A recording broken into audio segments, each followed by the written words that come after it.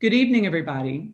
I want to welcome everyone to episode 2 of White House Style. It's a 4-week series of educational programming presented by Omore College for Architecture and Design.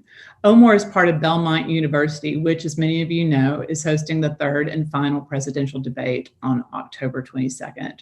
White House Style is part of the school's expansive Ideas of America series, which is going on through the end of the month.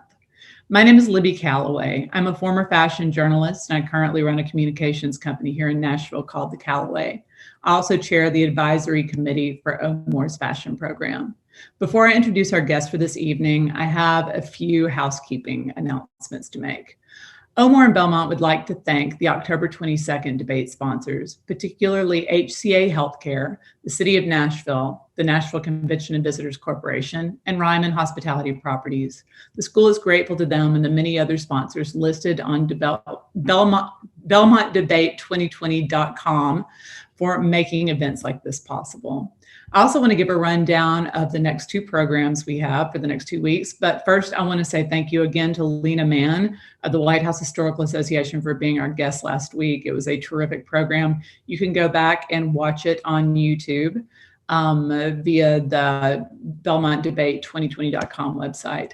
Moving on, next Thursday, October 8th, we have Adrian Miller, who is a James Beard Award-winning food journalist and a former Clinton White House staffer. He is known as the Soul Food Scholar. He's going to be taking us behind the scenes of the White House kitchen. Excuse me. He'll be joined by 6 Nashville chefs, Lisa Donovan, formerly of Husk and City House, and who is now the author of a fabulous new book, Our Lady of Perpetual Hunger, Charles Hunter III of The Salted Table, Julia Sullivan of Henrietta Red and the Party Line, Lokalani Alabanza of Saturated Ice Cream, Rhonda Kamen of Perfectly Cordial and the Bar Seat, and Phil Krajik of Rolf and Daughters and Folk. Each of them is going to prepare a recipe that is based on a former president's favorite dish or flavor profile. And as an added bonus, we've gone ahead and published the recipes on BelmontDebate2020.com. You can go there, and the idea is that you can choose one or more of them to make to enjoy while you watch our program next Thursday. So don't be surprised if you're going to see me eating some of Julia Sullivan's crab salad that night. But finally, on Wednesday, October 14th, I am thrilled to be talking to 2 fashion world titans, old friends of mine, Robin Givhan, the Pulitzer Prize-winning fashion critic for the Washington Post. She was recently named the paper's critic at large, and world-renowned designer and frequent White House guest, Diane von Furstenberg. I'm going to be talking to them about the role that fashion plays in creating the First Lady's image. But first, tonight, we have a very special program. As I mentioned last week, the purpose of this series is to demystify the White House. Throughout these talks, we're doing that by honoring the efforts of those who have lived and worked in the People's House over the last 228 years. This week, we are lucky to be hosting someone whose interior design helped define the style of the Obama White House. Michael S. Smith is one of the most sought-after talents in the design industry. A California native, he studied interior architecture at Otis College of Art and Design in Los Angeles, followed by graduate work at the Victoria and Albert Museum Studies Center in London. He has received numerous accolades throughout his career, including being continuously named the AD 100 and Elle Decor's A-list, the 2016 Sorolla Medal by the Hispanic Society of America, and in 2018, the Arthur Ross Award for Excellence in the Field of Interior Design from the Institute of Classical Architecture and Art. In 2010, he was appointed by President Obama to the Committee for the Preservation of the White House, and he now serves on the design advisory team for the Obama Presidential Center in Chicago. Since 2007, he has published 5 books for Rizzoli. Tonight, we're here to discuss his 6th, which was released last month. Designing History, the Extraordinary Art and Style of the Obama White House. From 2008 through 2016, Michael worked with President and Mrs. Obama on the redesign of the private quarters of the White House, as well as the refurbishment of some of the staterooms. The work they did together was considered groundbreaking, due in large part to its focus on showcasing works by a diverse group of artists and artisans. The book is beautiful, both visually and how the story is told. And the anecdotes Michael shares are very personal, but also respectful of the stature of his clients. It's a wonderful record of the Obama era in Washington, but it's also a history lesson. It's amazing how much you can learn about 2 centuries of America, of the United States, by tracing the design of the White House. War, recessions, cultural shifts all played a part in shaping the interior style of our first families, as the archival portions of Michael's book make clear. Now, it's not my job to shill and sell books tonight, but I can't recommend this one enough. It is really a special book, and I've told Michael and his team that I think it's going to be my Christmas present to people on my list this year. It's very, very special. So welcome, Michael, from London, no less. Thank you. I know, from London. Yeah, and I'm late there, so thank you for staying up for us. No, totally. Of course, I would. All right. No, thank you for having me, and I love the intent of trying to demystify the White House. It's going to take decades of these lecture series to demystify it. But that's true. That's true. We're trying to do it in 4 episodes. I don't know. It'll be done. Chris, done. Yeah, we're out. They just need to read your book, and that's it. Well, my book is a very good. Yeah, exactly. It's good. It's a good demystification tool. I think that was my favorite part about it. I mean, it was so personal, yet really, really informative. I appreciate it. I think what happens with the White House then, what was so great about, the first aspect of it, which, was so, in particular, the first part was such a labor of love between me and Margaret Russell, who used to be the editor-in-chief of Architectural Digest and Elle Decor, and is such a sort of person of note and of interest in our world. And she and I were both fascinated by the history and by, what I had sort of uncovered and what we sort of, not just for the book, but what I was constantly kind of bumping up against when I was working at the White House. You're constantly in the situation, which is both, it's those movies where you sort of walk behind a door and you're in the 18th century, this kind of constant melding and kind of handoff between the history of the past and the sort of possible aspect of the future and clearly the present day. But there's a constant back and forth, a constant handoff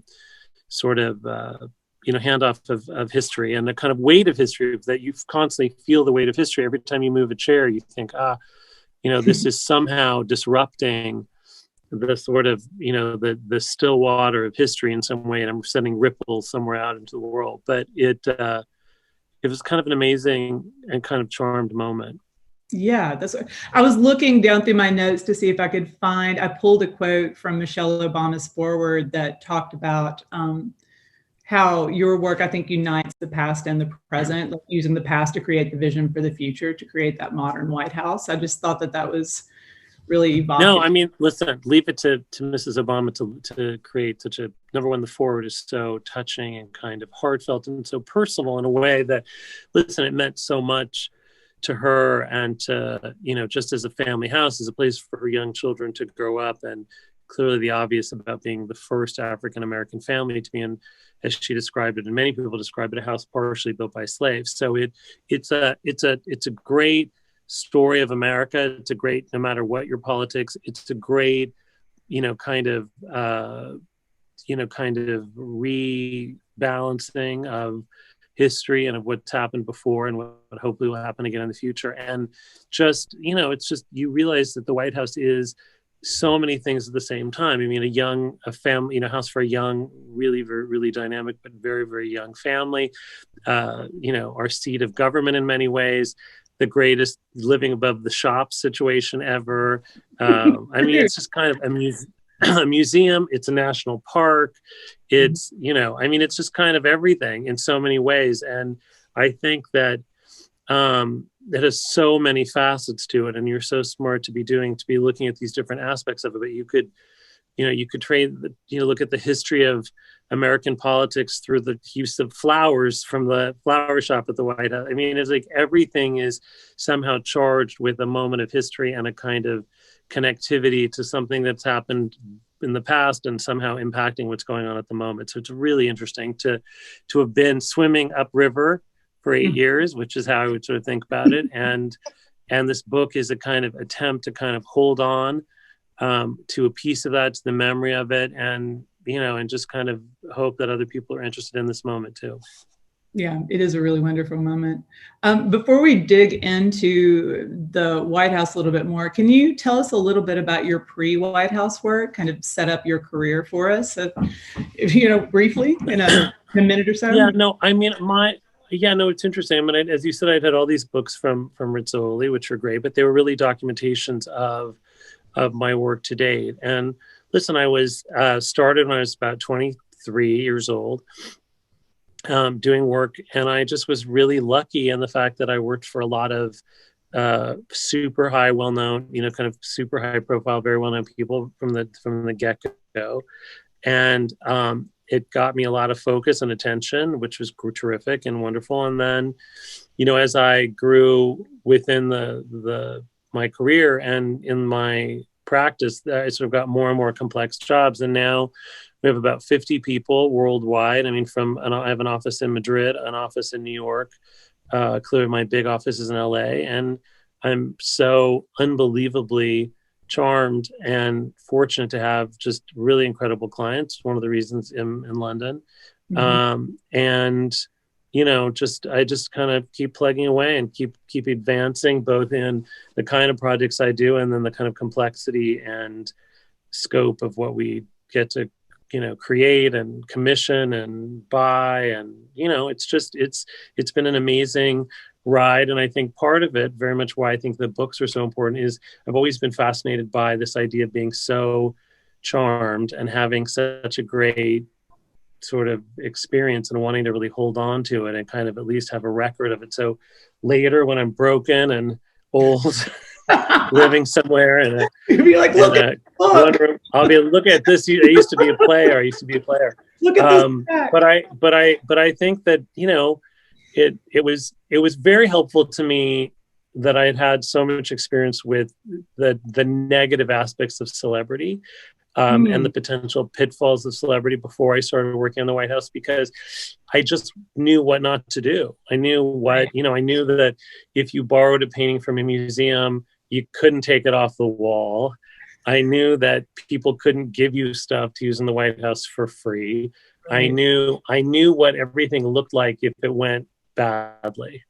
And I think that was something that was really a part of kind of the experience of what it was like to, as I said, to work for super high profile and really accomplished people who, I learned by truth and by sometimes mistakes of, how to be conscious of looking at things from all directions to make sure that not only your clients were protected and their privacy was protected, but your, kind of participation and your, sort of reputation is very much based on your ability to be perceived as discreet and as trustworthy. And I think what's interesting is that, I think people knew, because I was sort of announced fairly early that I was working on the White House, but no one saw anything until, the kind of 11th month of the 7th year or the 8th year. Do you know what I mean? It was sort of like, that by tradition, it doesn't come out until the very, very end. So no one had seen these rooms. And even when these were photographed, things that are in the book that were never photographed, like the children's rooms or Mrs. Obama's, study or things like that just weren't ever photographed. And so I think that, people play a kind of sort of treasure hunt trying to see pictures of the White House in various forms, but it's really, really never done until the very end, until a month before they sort of leave. And so I think that in itself was a great thing to make sure that nothing leaked and no one knew anything and no one knew what we were doing. And it's quite good. I remember seeing that the picture of the family dining room, which we're going to talk about later, on the cover of AD, and being like, what is that? Whose house is that? I'm like, oh, it's the White House. It was just so striking. I'm so struck by it. You. Well, the good thing is, which a lot of, I think, people think that were things which were, design or whatever were about creativity, which were, but a lot of it was, just trying to bring this, like in that room, to use a deeper fabric on the wall with the stripe was just to bring the room in a little bit, to make it a room that two small children and their parents could have dinner every night and feel cozy and feel, like at least it had the scale of a normal house as opposed to this giant vaulted space. Right. So I know that one of the very important parts you say in the book was that the Obamas were very focused on making Malia and Sasha feel really comfortable, and Michelle's mother too, Mrs. Obama's mother. So I love that the focus was so on the family. You could tell in the way that they presented themselves and the way that, in the media too, but like it was true. It was real. You can tell. Yeah, no, I mean, the thing that's so interesting about the Obamas in terms of how people see them is, all the good things you think about, or all the sort of things ingrained, their love of their family, their desire for privacy for their children, all that stuff is really who they are. And, I mean, it's funny, I just was on, Michelle Obama put a thing on her Twitter account about the book, which was so nice. And I was reading that she describes herself as the hugger in chief. And the funniest thing is that's the first time I ever met her, way before she was first lady. I got a kind of really wonderful hug, and that's just who she is. I mean, that's just for real. And she's no different now. And I saw her last week, and last weekend, and I went for a walk with her, and she's no different today than she was then. I mean, she just is a deeply authentic person and a deeply empathetic person. And, I've never been in a situation with her where we're out in the world where she didn't see someone who she somehow, the idea of who Michelle Obama was, affected in some way, or someone would be crying or so excited to meet her that she didn't take a moment or some time to talk to that person and connect with that person in a way which is really deeply meaningful and kind of, but it's a gift and it's energy, and it's, even if she'd spent the whole day doing something else, she really never slouched on that, right? Never kind of didn't realize how meaningful that was to somebody, and also how much pleasure and sort of energy she derived from being able to give like that and to be so kind of kind and thoughtful. And that's kind of the way they are. I mean, it's like, how did that translate? Oh, I'm sorry. How did that translate to the design? Like, I mean, I can see the warmth in the photos. Yeah, I think it really it translated very literally. I think it was about this interest in who made this, where did it come from, why do we want this in the house, what is the story behind the maker, what is this reference, what is the reference of this, how does this relate to American ingenuity, American craft, American culture, the American story, somebody's personal American story. How do those things manifest? Is it someone who makes dishes in Connecticut, or glassware in California, or beds in Massachusetts, or who are they, what are they doing, what is their story? And by having you in the White House, or by buying it, or by borrowing it, or is this making this house more reflective of how America looks and what we're about? And I think that that kind of DNA, which sounds simple, is actually really hard to do, number one, and also really impactful, right? So things that, you look at things like the artists who Mrs. Obama and the president commissioned to do their portraits. I mean, their careers are changed forever. Or, or fashion people that she would choose to wear, or J. Crew at the time that she started to wear J. Crew. Just, the focus on that, the ability to put a light on something that was, somehow interesting or approachable or creative or helpful in some way, was something that was baked into everyone who worked in the White House, and was part of our kind of job and responsibility. And it made you a more thoughtful editor and design person, because, we're constantly thinking, what can I get that will touch more people? Someone who's never had their paintings in the White House, who's never been recognized or seen, or something as simple as borrowing, Native American pottery from the Smithsonian for the Oval Office bookshelves, and then having somebody call and say one of the potters was still alive, was a woman Native American potter who was still alive, who got to see her pot on the shelves of the president, and thinking, that was something so crazy and appropriate and touching and all that stuff. And I think that was something that was such an exciting part of the job. It made the job so rich and interesting to be able to commission or ask people to do things, or kind of find even furniture. There are chairs on the cover of my book that are these kind of French chairs that are in this kind of rusty silk velvet that had been Mrs. Kennedy's. Mrs. Kennedy had someone had donated for the White House, and they had been in during the Kennedy administration and then been put in storage until the Obama administration. And I had them restored and recovered and brought them out. So you also have this, again, going backwards and forwards, going to Kennedy era things and kind of bringing them back, and then pushing forward and getting contemporary artists who, were alive and had vital careers and kind of retrospectives, and were borrowing pieces from the National Gallery to hang in rooms. So that kind of playing at all levels and that was deeply inspired by the way the Obamas chose to use the house, with dogs on the lawn and sleepovers on the third floor. And at the same time, there were kind of state dinners, and then kids' state dinners, and then high school students, and then tours, and world leaders, and, Aretha Franklin. And, constantly, if you would see the schedule, it was like every day were 30 things of all different levels, military families, and, their kids, and, just everything was, how can we use this house in the most impactful way? And it was everything from a dish to the White House lawn.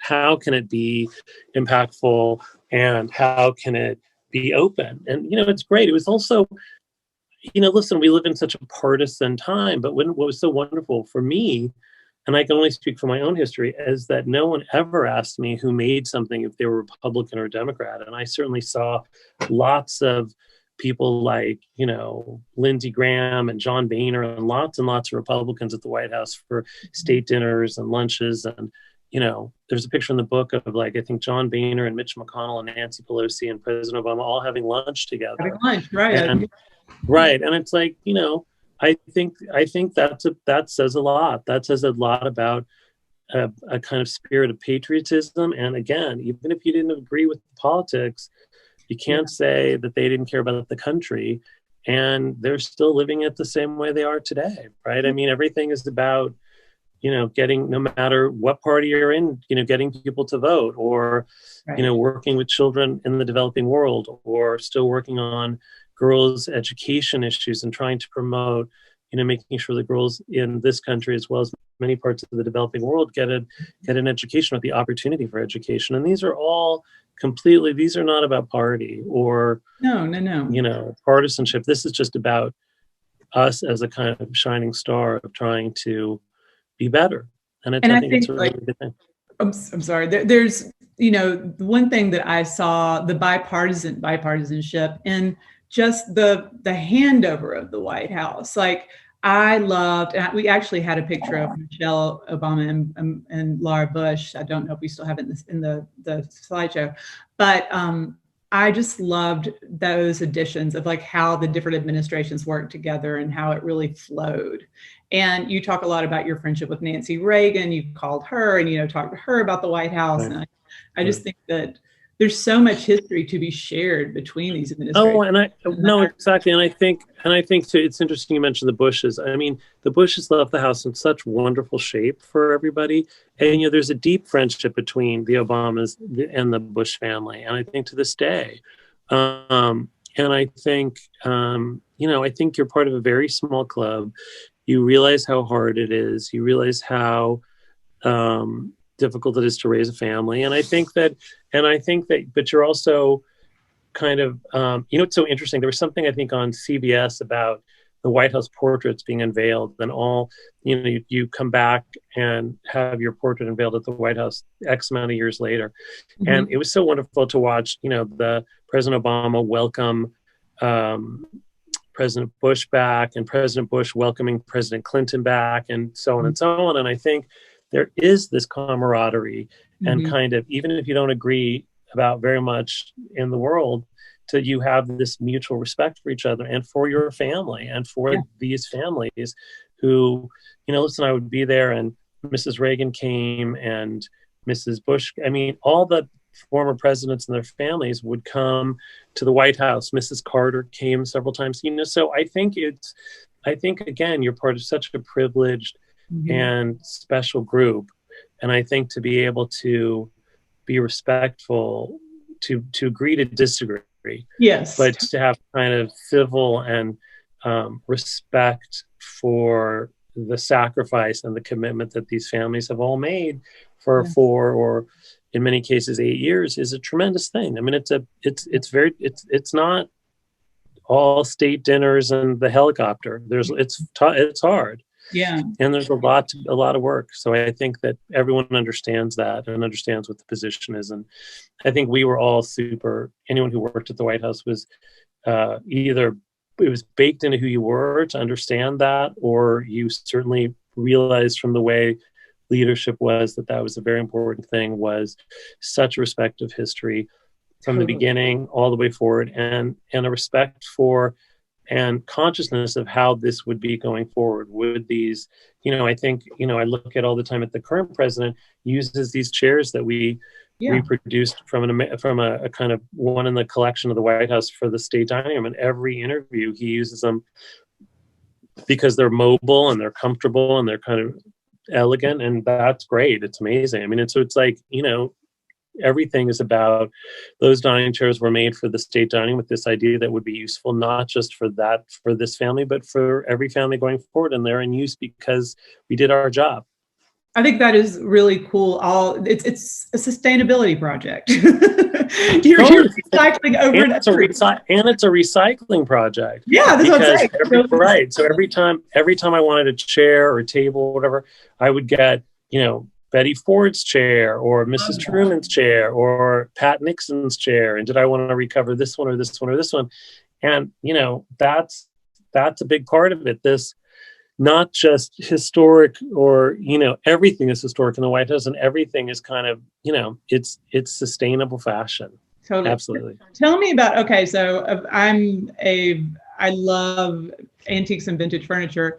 So when I heard about this mysterious support facility outside of the storage facility outside of DC, I was just fascinated. Can you talk a little bit about that? Or I'd really like to know, like, how does the White House acquire pieces? Like, there's a couple of different ways, right? There's a couple of different ways. Yeah, there's a couple of different ways. I mean, the majority of the warehouse is honestly furniture from Mrs. Kennedy was the one who put in place this idea that nothing would be sold off or given away, or that anything that was purchased or given to the White House was sort of permanently part of the White House collection. Mm-hmm. So President Obama's curtains from the Oval Office and sofa from the Oval Office and rug from the Oval Office all wrapped up and is in storage. Same with Bush, same with Clinton.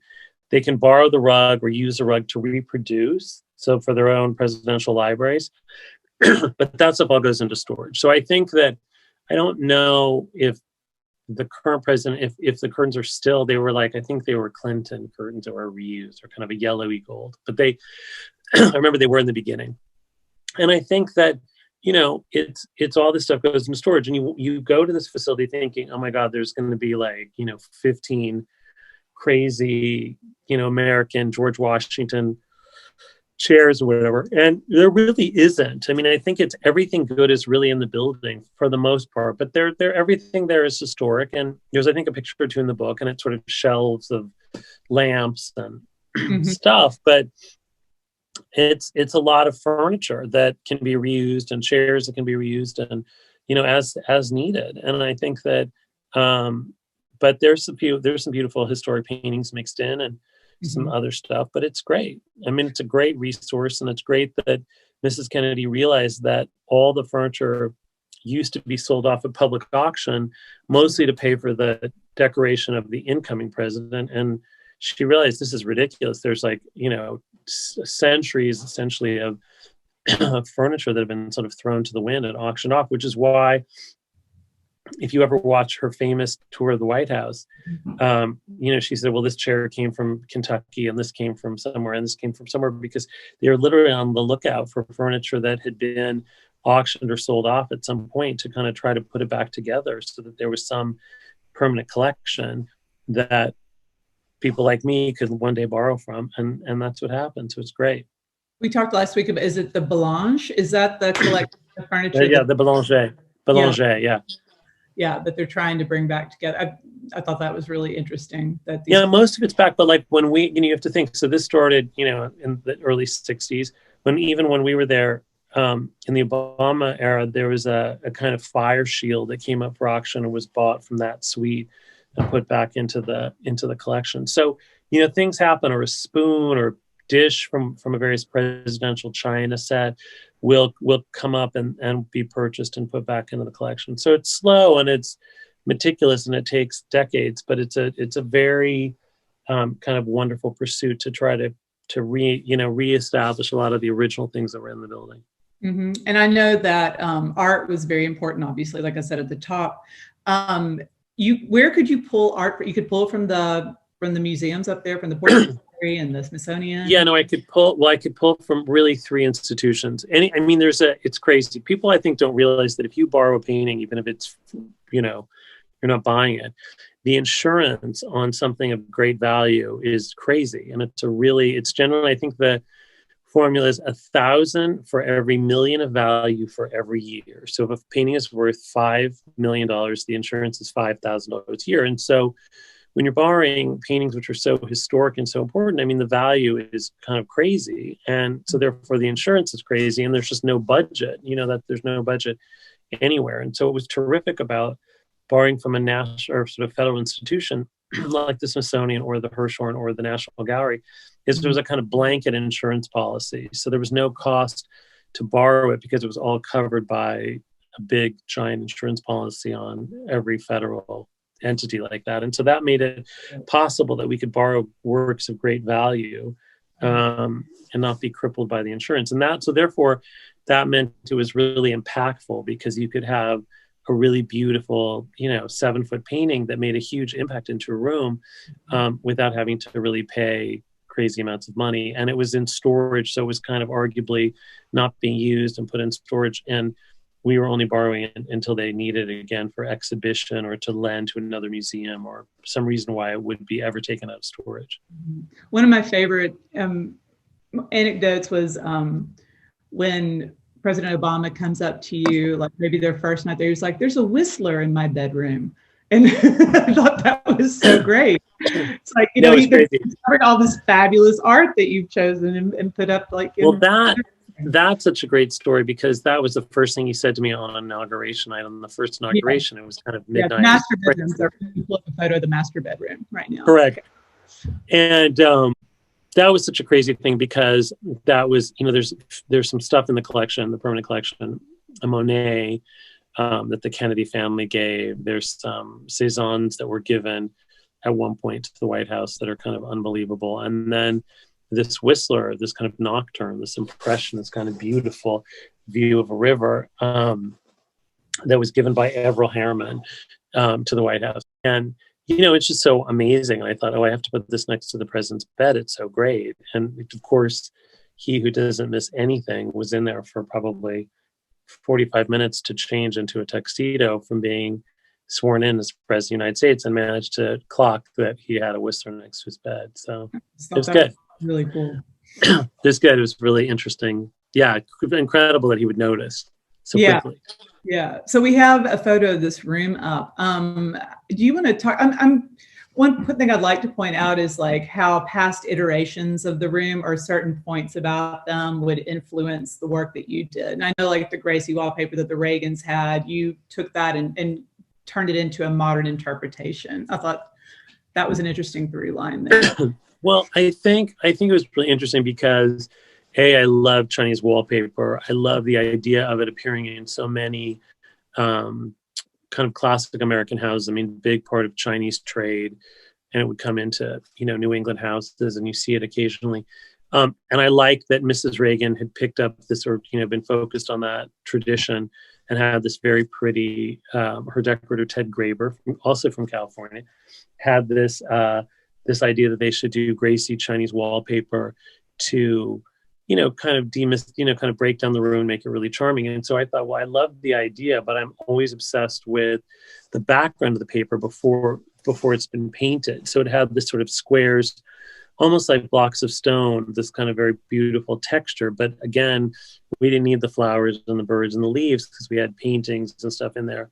But it still had this, again, it had this characteristic, this kind of almost painterly quality of being this wonderful textural background. And so, yeah, so it was great. So I think, again, I don't know how many people knew that was my original inspiration, but again, that connectivity of kind of shorthanding and kind of trying to pay homage in some way, and, kind of being respectful of the past in how you do the future was something that's, super important. That if, again, even if, not just who made it, where it came from, but why it was there. And this idea of why it was there, no matter how subtle, always served the design, because there was always, like, again, something that had a sense of history about it, or was part of this legacy, this aesthetic legacy. The White House always sat so well in the building because, it was part of its sort of history.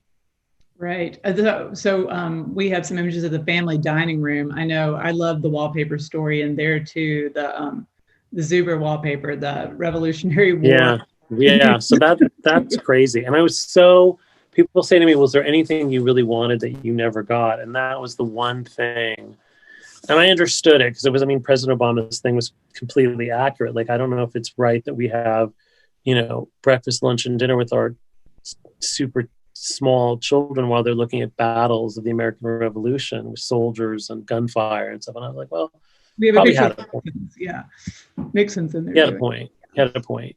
So so that we covered it with the bushes had covered it with a kind of damask, a kind of champagne kind of damask. And for me, again, to create a slightly more cozy room and make it less formal, this sort of beautiful blue was great. And then I could hang art on it. It would be great because it would sort of act as a really great backdrop. But again, it had detail because of this beautiful stripe, but it really, and could have been in the building at some point in its history because it was so plain and kind of historic. But again, it also could have felt like it had a sense of modernity and kind of handsomeness because it was the sort of darker color. It was beautiful. And the art in the room is just so well chosen, I think. Can you talk a little bit about it? Yeah, there's some beautiful stuff from Joseph Albers. He's beautiful, again, focused on, such an important sort of history of America, having, Joseph and Annie Albers, who were incredible artists, but also teachers who helped found the Bauhaus in Germany, super, avant-garde school teaching, sort of art and design that really still resonates to us today, the people who were both teachers and students from the Bauhaus, but shut down by the Nazis as being subversive because it was advanced and not traditional, I guess, and really took refuge in the United States and started teaching again and taught many of the most important and sort of, kind of lionized artists in America. So there's this kind of at Black Mountain and sort of at that, again, I think it's this great American story of, fleeing a country that was not welcoming to them and coming to America and kind of giving America an incredible gift of not just culturally investing, but also teaching and being really impactful. See, I think that's so great. It's like, yes, it's visually really awesome in the room, but there's that backstory. That's what I think your book does such a great job of telling that story. And also, I think it's interesting for people to learn to look at interior design that way too. That it's like everything has a meaning. A lot of sometimes it doesn't. But a lot of sometimes it doesn't, and sometimes it can just be a prettier color or whatever. But I think that this idea of decoration as portraiture, of trying to tell a story and try to be personal, is something that's really interesting and so much more. Look at their pretty rooms that have, nothing to do with the people who live in them, but the prettiest rooms are rooms where it's both beautiful, but it's fitted to you, it's custom to you, or you look good in that color, or your mother gave you this painting, or you found this in a junk shop and you love it, or whatever. Something that is somehow personal is infinitely more pleasing than something that's just pretty. I mean, if you can do both at the same time, it's terrific. But the thing with the White House, if you take that idea where a room is your story, it's essentially your visual biography and how you live in it and how it's furnished and what the objects are, and even, you know, what the upholstery is or what the color is. I think the idea of the White House was it was meant to be a kind of biography of the country, right? Of how oh, this was, you know, President Kennedy's bedroom, and this was, you know, Herbert Hoover's chair, and this was Pat Nixon's lamp, you know what I mean? But also on top of that, you know, it allowed for a lot of diversity and for this idea of, you know, there's a kind of old-fashioned idea of what America is, and then there's a kind of modern, inclusive idea of what America is. And, you know, the great thing is no one can ever claim more than a certain amount of generations because we just are not that old of a country. And, you know, everybody was an immigrant at some point in their family history, and with the exception of maybe, you know, Native Americans. And I think that that's such a kind of wonderful commonality and jumping off place where everybody should get to be represented in the way the America's House is kind of done. And I think that, and you're building on it in this kind of, you know, building on this very, very deep history and simultaneously kind of trying to bring it up into the 21st century where it does have more representation of just who we are as a people, right? So in every way. And so I think that was something that was, as I said, was kind of the most fun part of it. So we have some images of the Yellow Oval Room, which is one of my favorite rooms. And in the book, you talk about its Jeffersonianness, which I thought was kind of a great term to coin. And that room was like it should be inhabited by somebody who went to Europe and returned with wonderful things, which also is Vanity-esque, right? Right. No, it's good. I mean, I think that, you know, there's a period where I think really James Monroe really became this idea for Mrs. Kim, kind of the zine, sort of us sort of aesthetically to the world that we were on the world stage and that we were sophisticated and with Jefferson certainly having lived in France and that there's this whole kind of age of enlightenment idea. And I think that the Yellow Oval, you know, essentially this idea by Latrobe, English architect, migrated to the U.S. and built the White House, designed the White House. And you have just, you know, French furniture, and you have this idea in the Kennedy administration of kind of making this very neoclassic inspired room. And so you have all that stuff, the chimney piece and the saisons that someone gave, and it's traditional for that room. And for me, it was great because I got to brought out some of the furniture that Mrs. Kennedy had and put it back into the mix. And then I did curtains inspired by Agensen, the design from the art to kind of work on the White House at one point, a design that had never been executed.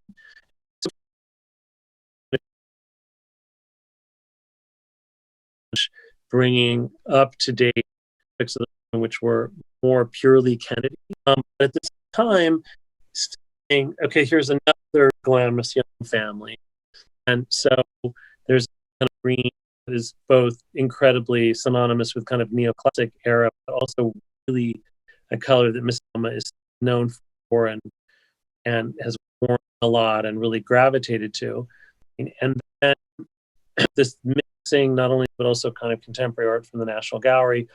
And, you know, just kind of mixing things together in a way which was, again, the kind of perfect weaving together of things which were very much of this kind of golden arm image of the White House as this perfect kind of Camelot Kennedy-esque thing, and very much comfortable and appropriate and kind of inhabited by the Obamas. So it just felt like that was a really fun room because it's the crossroads in many ways. It's the only private residence room that many people have ever gone into because it's used for like a cocktail party for a world leader before a state dinner, or it's, it's sort of the living room, the formal parlor, if you will, of the president's actual residence.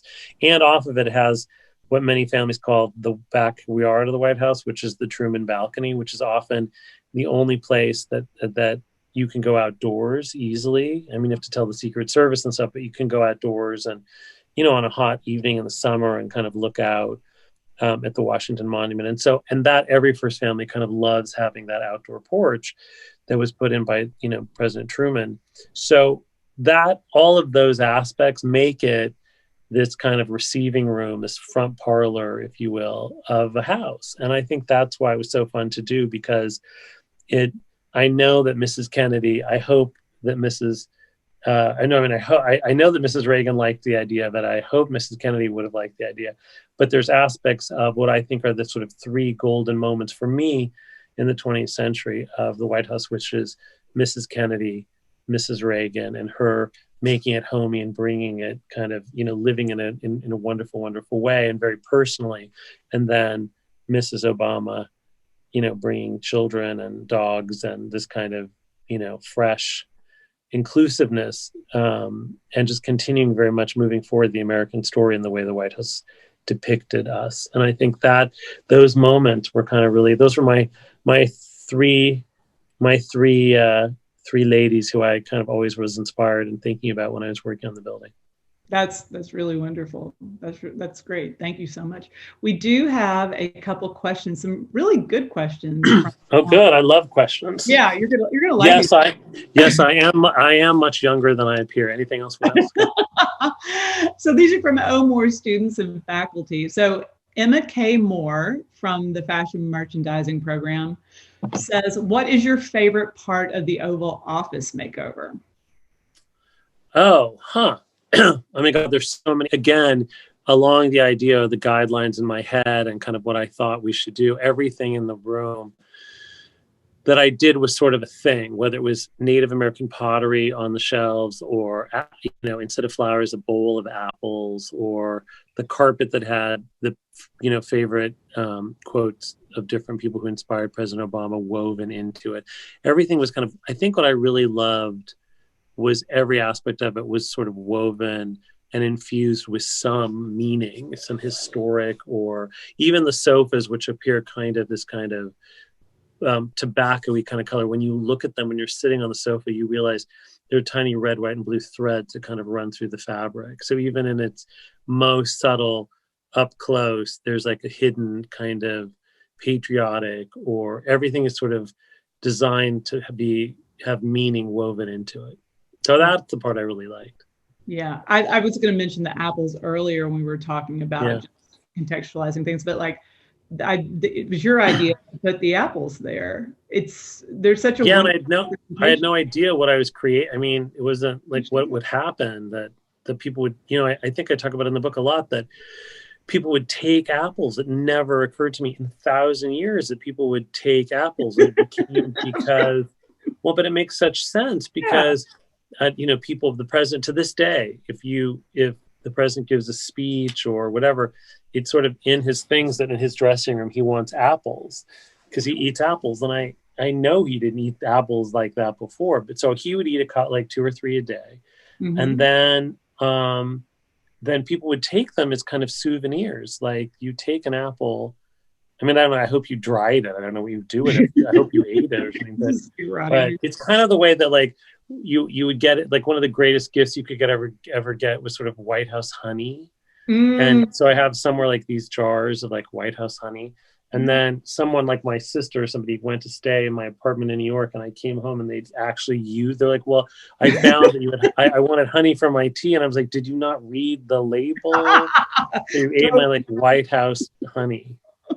Yeah. I bet you can get some more. I bet you can. I don't know. I don't think I can ever get any more. But that is what I'm. Okay, so Jacqueline Smith from the Interior Design Department, not from Charlie's Angels. Who were your mentors? Who were my mentors? I mean, I had so many mentors. I mean, that's a whole long list. But I think that I had so many mentors, but I worked for this famous designer called John Saladino when I was probably 20 years old, 19 years old, and that was really impactful. Living honestly here in England for a while was really impactful, to kind of just live and be in a different place, in some place that had such a history of really beautiful and kind of historic houses, and a kind of culture of decoration and antiques. And it's the one thing I think that if I'd lived, if I'd started my career now, I think how less accessible all these very focused dealers, how few there are left, and how impactful that was to my whole aesthetic and to my training, was to go to, a person who only dealt in French furniture, someone who dealt in textiles, whatever, and someone who's deeply committed to one thing, and really learn from them both history and connoisseurship and kind of an appreciation of different expressions of this, from the same time. So there could be a chair from 1910 is very different than a silver spoon from 1910. And to sort of look at the history of the world through the history of decorative arts was through all these individual sort of editing, discerning dealers, was something that is irreplaceable for me and in my head. And it's something that's so not around as much, and it's kind of devastating. It's really, look, the difference of going to a shop in New York or Dallas or Paris or whatever, and talking to a dealer about their love of a particular moment or particular period or particular style is much different than buying a chair because on first dibs because it looks pretty. Right, totally. And I feel like don't get that. About diversification now too, instead of specialization. Yeah, specialization certainly exists, but it's just so much harder to get to. Mm-hmm. And every town used to have a specific series of dealers or decorators or collectors, whatever, who were so generous with their information. And I just think it's hard. I think, even in London, when I drive around and look at shops and stuff, they're just so few.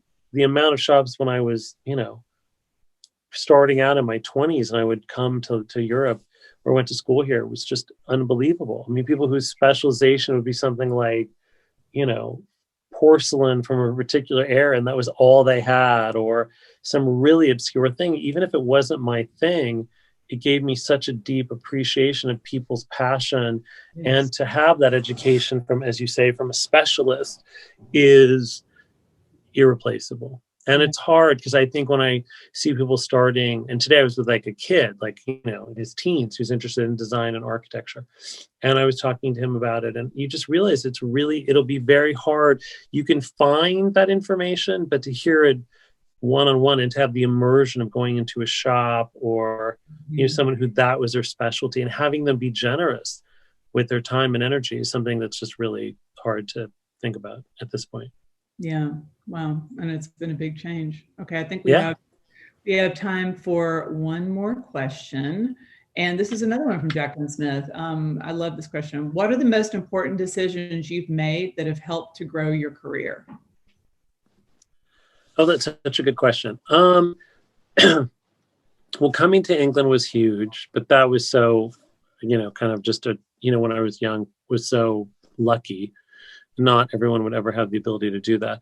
I think my thing, which was probably my best feature or kind of quality, was the sense of urgency, right? So I would work for someone and I would say, okay, I really have gotten everything out of this experience. And not in a mean way or a bad way, but I would work for someone and really immerse myself in their practice and in the way they worked and what their style was. And I would work there only as long as I realized, I'm not going to learn anything else. That was really that every step was part of an education, right? So that I would just about knowing what's right for you but also being, giving it a try and not being a horrible person who takes a job and then leaves in 3 weeks or something. But realizing when something is, you've gotten the kind of good out of it and that it's time for you to kind of do something else. Or realizing that, going to work for people and realizing this is fascinating, but it's really not what I want to do. Right. And so being quick and realizing, I should move on to something else. And I would say the other thing is, and whatever you can do, I think it's really interesting to go somewhere else no matter what that somewhere else is, but it helps you to define what your taste is and to see the world, whether it's 200 miles away or 2,000 miles away. I think that is so important for anybody aesthetically, because it helps you to kind of not just see new things, but focus on what is your taste and help to distill it in a way that you kind of can step out of yourself and kind of organize your thoughts without, it just gives you distance on your own creative life. Yeah, that's wonderful. I totally agree. Thank you so much for staying up late with us. Oh no, is that it? I could stay for hours. Let's make some coffee and we can just talk about it till the election. Seriously, I know we could go on for another. It'd be a telethon. Yeah. Maybe we'll talk about that for like an add-on. Maybe we'll do like a fifth. I know. Well, I do have to say, in all fairness to everyone who's listening, please vote. No matter, I hope all your watcher, viewers, whatever, and I hope all the students are going to vote, because I think voting is such a privilege and I think it's such a duty. And I think that, this more than every election, this more than any other election is going to be so about having people's voices heard, no matter what they think or what they feel. I think it's important to have your vote counted. And I think it's the one thing I'll also say about the White House is to see how patriotic it makes you and how proud it makes you of our country and its history and the good moments and the bad moments, but really realize that our country functions the best and is its most rarefied and precious when we are engaged and when we make an investment in our country. And I think it's something that you feel, listen, there are people in the White House, there are rooms of people who died under, horrible situations or sacrificed, or, it's a record of not just the good, but as I said, but of the sad and of the tragedies of our country. But that you realize it continues on because of everyone like us who really cares about our government and cares about our country and how, and our place in the world. That's beautiful. Thank you for that hope for everybody. I hope so. I appreciate it so much. I don't want to live in it. I like to come to England. I don't want to live here. Good call. All right. Well, have a wonderful night, and thank you so much again. Everybody, I hope to see you back next week, 7 p.m. Central. Next Thursday, we have Adrian Miller and a host of Nashville's Best Chefs preparing. Good. It's going to be really fun. Michael, I know. He makes some of the recipes. It's going to be terrific. And then the week after that, Diane von Furstenberg and Robin Gavon. All right. Thanks so much, everybody. Good night.